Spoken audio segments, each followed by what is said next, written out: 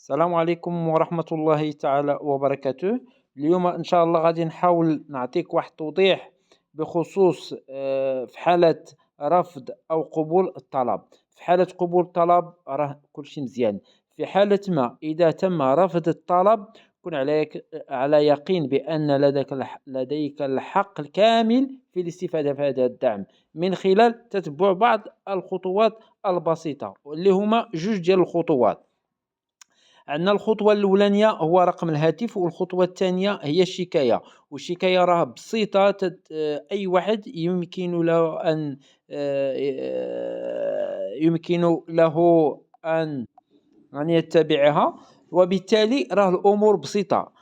عندنا جوج النقط، لأنه هذا الدعم المباشر هو راه واحد البداية ديال التطبيق الفعلي، واحد المشروع وطني كبير اللي واحد المدة طويلة هذه والمغرب تيخدم عليه. هذا المشروع هذا راه ماشي غير جا وعطاو لنا الدعم هكاك.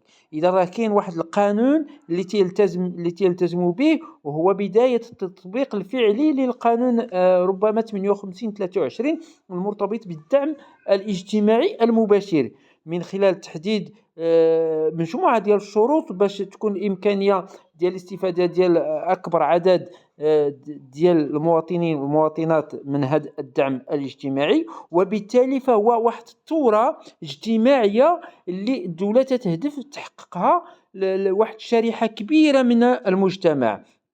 إذن راه حوالي، إلا جينا نشوفوا بالنسبة، راه حوالي 60% من الساكنة اللي غادي تستافد من هاد الدعم المباشر.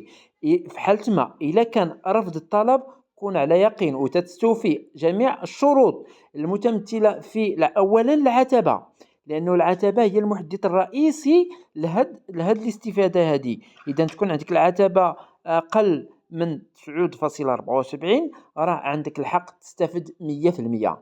هنا في حدود أقل ما يمكن الاستفادة منه هو 500 درهم لكل رب أسرة.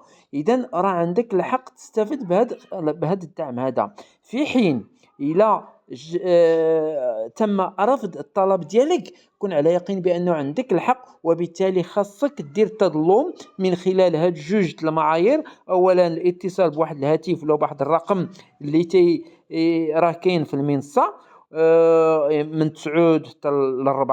هذه هي الوقيته اللي غادي يمكن يجاوبوك فيها، وراه غادي يكون الضغط كذلك على الهاتف.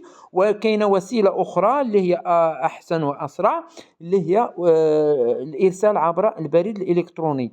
اذا هذا البريد هذا راه الا نزلت لاباج لتحت غادي تلقى الشكايات، وبالتالي خصك تضغط على الشكايات وتعمر المعلومات ديالك، تعمر المعرف الرقمي والبريد الالكتروني وزائد النيميرو د لاكارت. هاد المعلومات هذه راه مباشرة ما تعمرها وتملأ الفوتيف أو المخزن من هذا الطلب هذا. مثلا أنت ما استوفيتش الشروط علاش ولا هذا، إذا كن على يقين بأنه عندك الحق تستفد إلا عندك المؤشر قل من 9.74. إلا جاك في حالة ما إلا جاك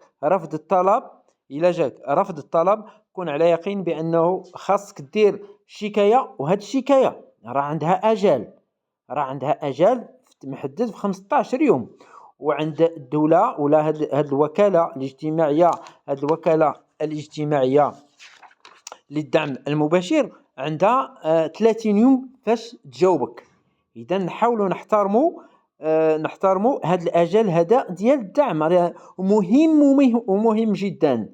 لأنه في حالة ما إلا تم رفض الطلب ما خصناش نتجاوزوا واحد 15 يوم باش نحطوا الطلب ديالنا ديال التظلم ولا الشكاية.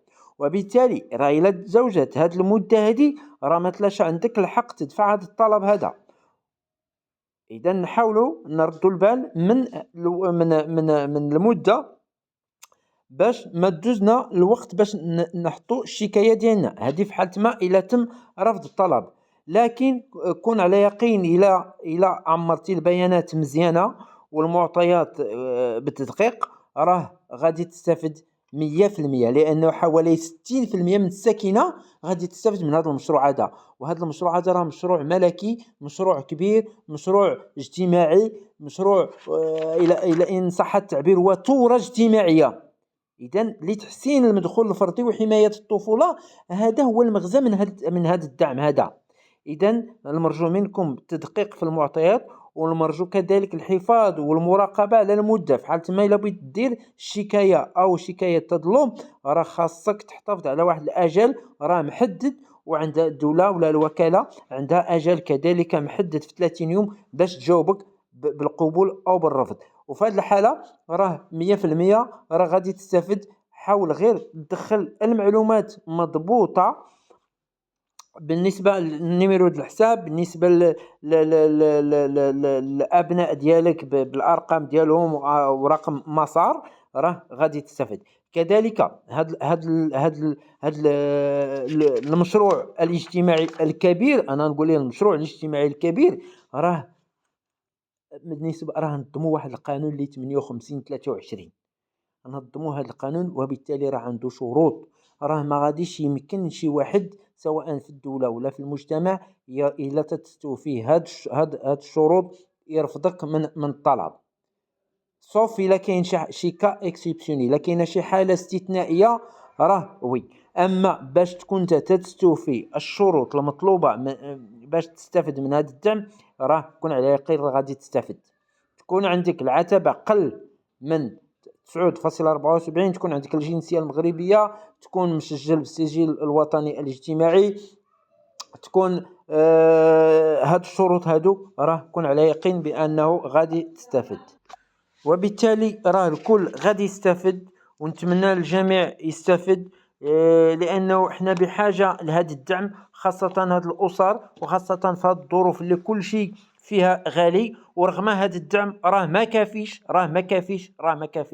غير المهم هو نحاولوا نستافدوا على الأقل شوية ولا والو.